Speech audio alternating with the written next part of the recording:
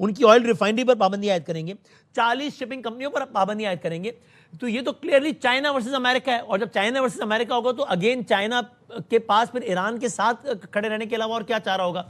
तो ये again Trump के कुछ उन इकदाम में से एक नहीं है जो कि ऑप्टिक्स की हद तक शायद बड़ी लगती हो कि ओ जी मैंने वो फड़का देता है जी, लेकिन अल्टीमेटली इसका नुकसान ही होगा।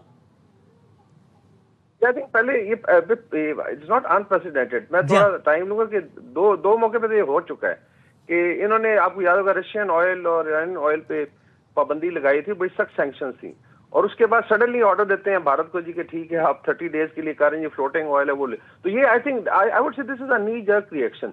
अच्छा, एक तो ये है कि ये दिस विल कीप हैपनिंग। जैसे वो टैरिफ वाला भी मजाक किया था, मैं इतने % लगा रहा हूँ, नहीं इतने % लगा रहा हूँ, चलो वापस ले लेता हूँ, वो भी ये भी हुआ ना, हम सबने देखा। जी जी, तो वो पीपल नो इट। दूसरा आई थिंक सबसे बड़ी बात ये कि ये सारा नॉन काइनेटिक डोमेन में, लेट्स से इसके अंदर खुदा ना खास्ता कोई लेट्स से शूटिंग वॉर नहीं दोबारा स्टार्ट हो रही है, दे नॉट हिटिंग, तो ये इसका मतलब है कि जो दूसरी side of war, economic war filming है, और अगर अब्बास अराक्ची साहब इज मूविंग अराउंड, रशिया भी जा रहे हैं और ओमान भी जाएंगे, एयर स्पेस भी खुली हुई है, तो ये वही वाली बात है कि जी basically they have to prove it कि हमने बड़ा हासिल किया, हमने गर्दन से पकड़ के उनसे जैसे मुज़ाकरात की और अपनी शर्तें मनवाई। साफ ज़ाहिर है when you are a super power, और मैं तो कहता हूँ कि जुग-जुआंग ऑप्शन में फंसे हुए हैं, every second move will be a bad move for America. 3 option है, आगे बढ़ के लड़ाई शुरू कर दें, यू विल लूज, आप जो है पीछे हट के मुज़ाकरात करें, उसमें यू लूज द फेस, और स्टेलमेट में हम ऑलरेडी हैं। तो तीनों ऑप्शन आई थिंक इसके अंदर प्रॉब्ली पीस की तरफ जाना ही बेहतर है, क्योंकि इसके अंदर पूरी दुनिया का स्टेक लगा हुआ है। People are literally fed up of this war. आप जापान से ब्राजील तक चले जाएं और कनाडा से ऑस्ट्रेलिया चले जाएं, नोबडी वांट्स इट। ना ये पॉपुलर है डोमेस्टिकली भी, देयर इज ह्यूज प्रेशर। आपस में आप देख कितनी फायरिंग की है इन्होंने, जो सिविल मिलिट्री लीडरशिप को हटाया गया, जिनके एडवाइजर थे, मिनिस्टर थे, सेक्रेटरी थे, कल ही इन्होंने सेक्रेटरी ऑफ नेवी को हटाया, तो वहां पे एक सख्त डिबेट है बिटवीन सिविलियंस एंड मिलिट्री। तो ये ठीक है, डोमेस्टिक कंजम्पशन के लिए भी आप कर लेंगे, और then you try to prove कि हमने प्रेशराइज करके किया। Iran is coming with their own option, और इन दोनों के पास कोई और ऑप्शन नहीं है। They have to move to the peace, उसके अंदर रुकावटें भी आएंगी, लेकिन आई फील कि it is part of the process और चीजें आगे की तरफ जा रही हैं। ठीक है, और इस दौरान इस तरह के इकदाम से यानी बहुत कुछ अखज़ करने ना, खास तौर पर जो जो जो जो अच्छा साथ अब मनासिर दिखा रहे हैं नाज़रीन को, जो कि ईरानी वफ्द के अब्बास अराक्ची साहब के आमद के मौके के मनाजिर हैं। आपको नज़र आ रहा है कि इसमें ईरान के वज़ीर ख़ारजा अब्बास अराक्ची अपने तैयारे से बाहर आ रहे हैं। ये आप मनाजिर, बहुत अहम मनाजिर देख रहे हैं कि उनका इस्तकबाल इसहाक डार साहब नायब वज़ीर आज़म पाकिस्तान के और फील्ड मार्शल आसिम मुनीर साहब उनका इस्तकबाल कर रहे हैं अपने तैयारे से।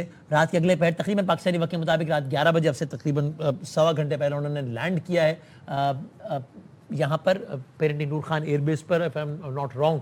और ये आप अब से कुछ देर पहले के मनाज़िर देख रहे हैं जब ईरान से ये तैयारा लैंड किया है, जिसमें एक वफ्द है जिसकी क़यादत कर रहे हैं ईरान के वज़ीर ख़ारजा। और ये इस वक्त पूरी दुनिया की सबसे बड़ी डेवलपिंग स्टोरी यही है, जो कि इस वक्त आप अपनी टीवी स्क्रीन पर देख रहे हैं कि ऐसे मौके पर जब पूरी दुनिया, जो पिछले कुछ दिनों में पेरेंटिंग स्टेलमेट हो गया था, उसके बाद जो पहली बड़ी खबर आई है पिछले कुछ दिनों की, पहली बड़ी टेंजिबल हवाले से हमें एक बाकायदे पेश नज़र आई है, वो यही है कि ईरान के वज़ीर ख़ारजा ने पाकिस्तान आने का ऐलान किया और लैंड कर गए।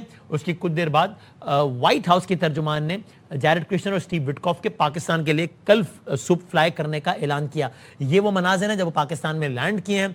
और आपने देखा पाकिस्तान के नायब वज़ीर ख़ारजा, पाकिस्तान के नायब वज़ीर आज़म और पाकिस्तान के वज़ीर ख़ारजा इसहाक डार साहब ने और पाकिस्तान के फील्ड मार्शल आसिम मुनीर साहब ने उनका इस्तकबाल किया है, बहुत गर्मजोशी से इस्तकबाल किया है।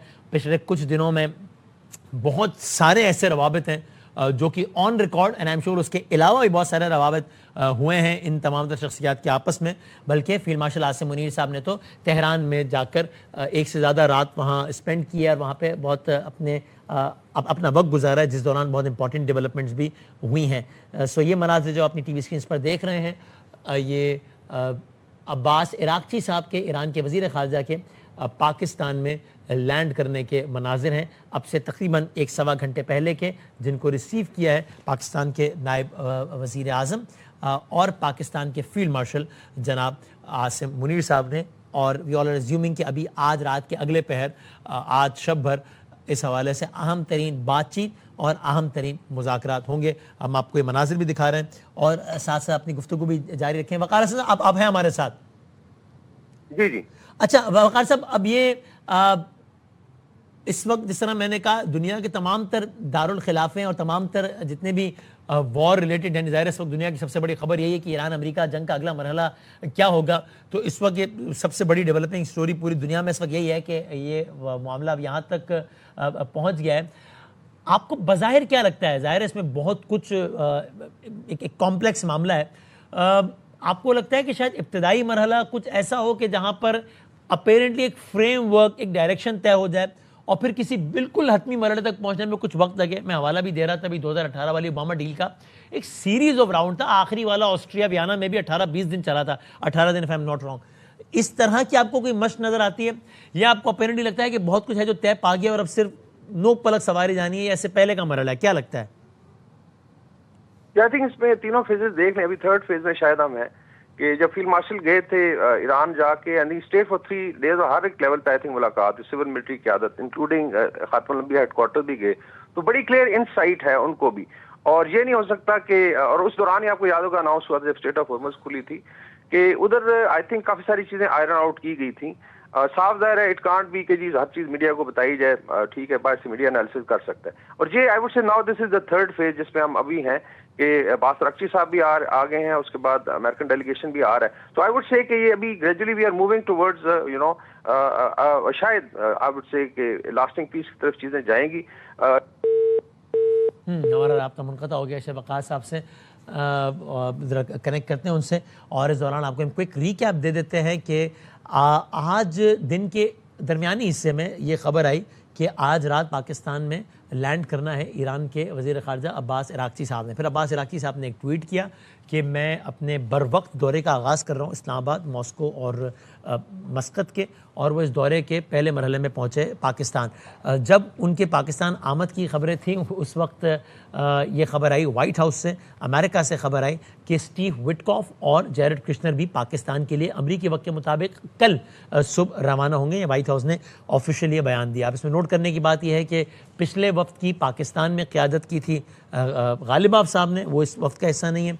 पिछले वक्त की अमेरिका की जानिब से क़यादत की जेडी वेंस ने, वो भी इस वक्त का हिस्सा नहीं है। वक्त के बाकी लोग मौजूद हैं। अब अब्बास अराग़ची साहब यहाँ पर आ गए हैं और दुनिया के कई खबर रसा इदारे ये कहते हैं कि बहुत इम्कान है इस बात का कि अमेरिका की जो भी डिमांड्स हैं उस पर आज ईरान अपना रद्द-ए-अमल तहरीरी सूरत में या किसी भी सूरत में वो आज पाकिस्तान तक पहुंचाएगा। सो बाहर सूरत ये तय है कि आज रात जो मुलाकातें होनी हैं वो मुज़ाकरात की जानिब एक अगला कदम ज़रूर है। अब ये कदम किस नहज पर पहुंचता है हम देखेंगे, वक्त बताएगा, लेकिन ये तय है कि मुज़ाकरात के हवाले से पिछले कुछ दिनों से जो एक तातुल की जो सूरत हाल थी, हमें एक अपनी स्टेलमेंट नज़र आ रहा था, वो हमें आज हिलता हुआ नज़र आया है, मामलात उसमें तहर्रुक नज़र आया है, उसमें एक बेहतरी नज़र आई है और इसका भी अल्हम्दुलिल्लाह मरकज़ व महवर पाकिस्तानी है।